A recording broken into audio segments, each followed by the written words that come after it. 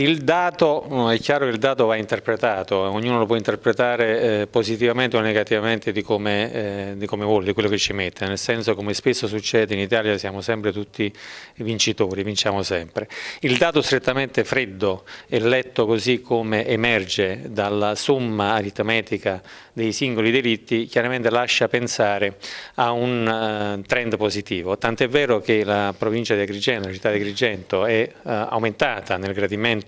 delle province italiane e una delle voci che hanno consentito questo è data sicuramente dall'ordine e dalla sicurezza pubblica assicurata dalle forze di polizia sul territorio della provincia di Agrigento.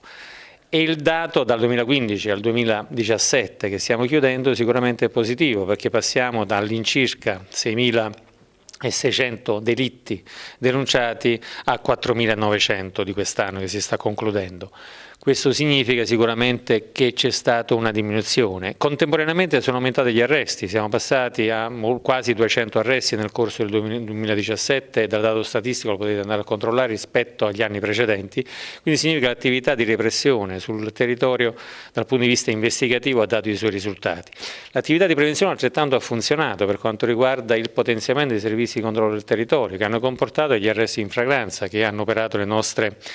operatori, i nostri uomini e le nostre donne che abbiamo in polizia. Sicuramente il trend è positivo, ciò non significa che dobbiamo adagiarci sugli allori, dobbiamo continuare anche per spingere le cosiddette persone per bene che vivono in questa provincia a farsi avanti, a rappresentare le loro esigenze, le loro difficoltà, a rappresentare i nostri uffici che sono presenti sul territorio. In questa veste parlo da questore, da autorità provinciale dell'ordine e della sicurezza pubblica, che ha la responsabilità a livello tecnico operativo delle forze di polizia di dire a tutti quanti voi, nell'augurarvi davvero un buon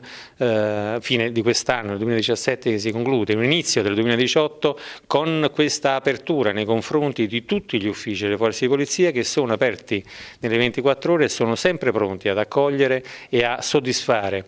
mettendoci tutta la propria capacità, spesso anche la propria vita. Ricordiamo quel ragazzo della stradale che nei giorni scorsi è deceduto in attività di servizio, stava facendo normali servizi in ambito autostradale ed è il Padre Eterno, in quel caso se l'è chiamato. Noi siamo vicini a quella famiglia, ma siamo vicini anche a tutti i nostri operatori, giornalmente sono per strada, come saremo l'ultimo dell'anno per cercare di garantire l'ultimo dell'anno a tutti nelle piazze, per cui alcuni festeggeranno e noi saremo insieme a loro a festeggiare, ma ricordatelo, in servizio. Per l'anno nuovo innanzitutto mi auguro che tutti quanti noi possiamo così viverlo davvero in salute e, come diceva qualcuno, nella grazia di poter star bene e di poter